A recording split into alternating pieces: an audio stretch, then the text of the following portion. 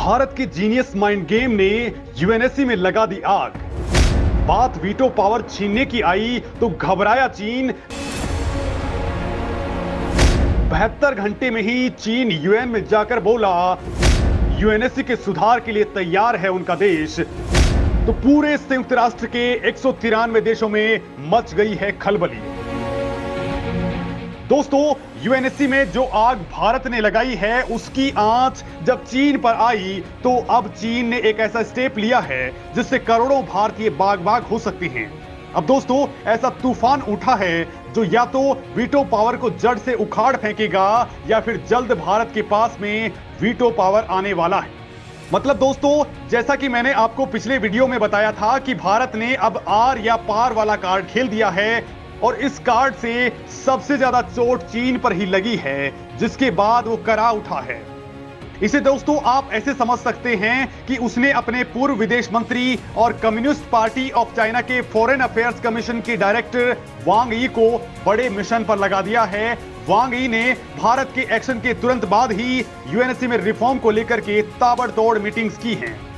आप ये तस्वीर साफ तौर पर देख सकते हैं जिसमें वो यूएनएससी में सुधारों को लेकर के इंटर गवर्नमेंटल नेगोशिएशंस की टीम से मिल रहे हैं और इस दौरान चीन ने कुछ ऐसा कहा है उससे आपको भी लग जाएगा कि अब चीन ने भारत के आगे घुटने टेक दिए हैं। मतलब चीन की दादागिरी अब धड़ाम हो चुकी है। तो आखिर भारत ने ऐसा क्या कह दिया जिसके बाद चीन की हालत खराब हो चुकी है? और अब चीन ने जब खुला ऐलान कर दिया है तो फिर क्या भारत को जल्द ही वीटो पावर मिल जाएगा या फिर कुछ दिक्कतें या लड़ाई अभी लड़नी बाकी है? तो चलिए दोस्तों, इससे जानते हैं। सबसे पहले मैं आपको बताता हूं भारत का वो जीनियस माइंड गेम जिसके जाल में केवल 72 घंटे के अंदर चीन जकड़ चुका है।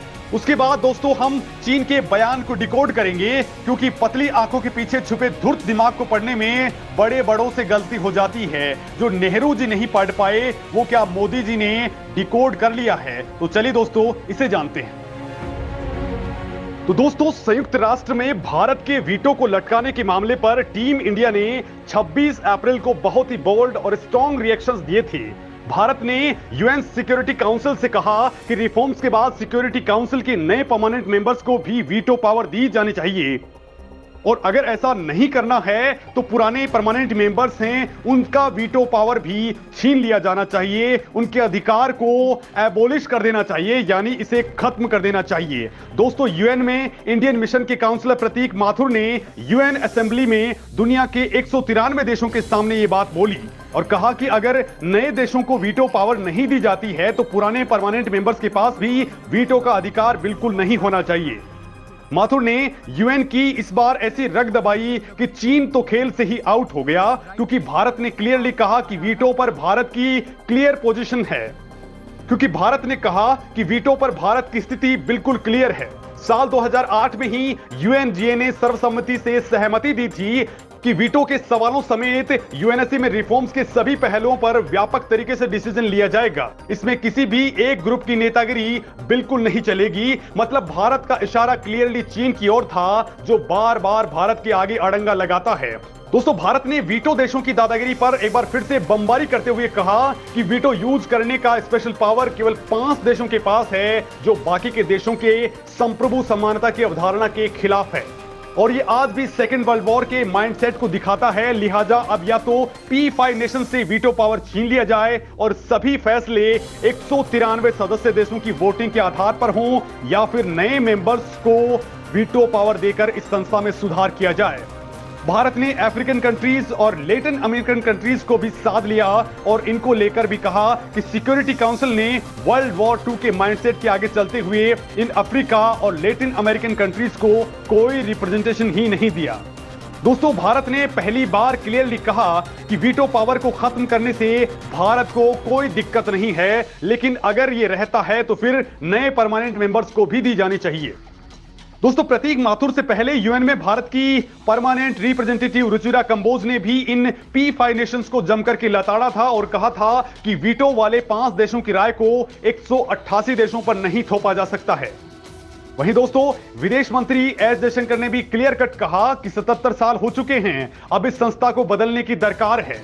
ये संस्था अब कबाड़ बन चुकी है और भारत की विदेश नीति संयुक्त राष्ट्र में बदलाव का पार्ट बन चुकी है। मतलब दोस्तों, भारत ने एक के साथ एक एग्रेसिव पॉलिटिक्स खेली, जीनियस माइंड गेम सेट किया और ये जीनियस माइंड गेम ही चीन की हालत खराब कर चुका है। क्योंकि अगर चीन अड़ता है तो उसे लैटिन अमेरिकन कंट्रीज और अफ्रीकन कंट्रीज से अपने कारोबार में हाथ धोना पड़ेगा और अगर ये बातें मानता है तो भारत को इसका सीधा सीधा फायदा मिलने वाला है। और दोस्तों, चीन के ताजा बयान से यही लग रहा है कि उसने इस बार सरेंडर कर डाला है। चीन की ओर से वांग यी ने कहा है कि यूएनएससी का परमानेंट मेंबर होने के नाते चीन ने हमेशा संयुक्त राष्ट्र के कॉज का सपोर्ट किया है और अब वो इस यूएन के कामों में बहुपक्षवाद के बैनर को ऊंचा रखने में यकीन रखता है। यानी इसमें बाकी देश भी शामिल होने चाहिए ताकि यूएनएससी दुनिया में शांति, सुरक्षा और विकास को बनाए रख सके। दोस्तों, चीन ने कहा है कि वो यूएनएससी में फेयर और जस्टिस के साथ ही छोटे और मझोले देशों को मौका देना चाहता है। अब सभी देश सहमति से सुधारों का निर्णय लें ताकि अफ्रीका के साथ हुए अन्याय भी दूर हो सके। यानी दोस्तों, जिन जिन पॉइंट्स पर इंडिया ने हवा दी उन पर चीन अब रजामंदी दिखा रहा है। मतलब अब रास्ता बनता दिख रहा है क्योंकि इस बार जो आग भारत ने लगाई है उसकी तपिश बहुत तेज है। और दोस्तों, यूएन को लेकर के कहा भी जाता है कि वहां आग लगाए बगैर कुछ नहीं होता है। तो वहीं जियोपॉलिटिक्स में दोस्तों कहा जाता है कि there are decades where nothing happens and there are weeks where decades happen. मतलब दोस्तों कि कभी कभी बदलाव सदियों तक नहीं होते और कभी कभी एक ही पल में सदियों के बदलाव कम पड़ जाते हैं। इस वक्त बड़ी हलचल हो रही है और अब एक्सपर्ट कह रहे हैं कि यूएन का चार्टर रिव्यू होकर के ही रहेगा क्योंकि पिछली बार 60s के दशक में यूएनएससी एक्सपेंड हुई थी, तब 11 से 15 मेंबर हुए थे और तब भी सभी परमानेंट मेंबर्स ने इसके सपोर्ट में वोट नहीं किया था।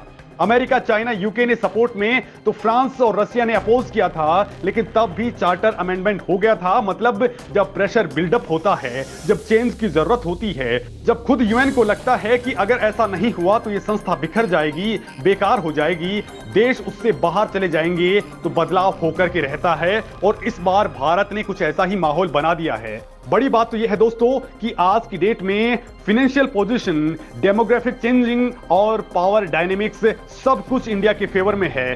भारत पीस कीपिंग मिशन में भी चीन को छोड़ दें तो बाकी P4 नेशन से कहीं आगे है। वर्ल्ड की बिगेस्ट डेमोक्रेसी है और मोस्ट पॉपुलेटेड कंट्री है। भारत इस वक्त G20 का प्रेसिडेंट है, एससीओ की प्रेसिडेंसी कर रहा है, स्पेस में महाशक्ति बनने की ओर है, मिलिट्री और डिफेंस में भारत की ताकत का लोहा दुनिया मान रही है। तो वहीं यूएन को $40 मिलियन से ज्यादा की ग्रांट भारत हर साल देता है।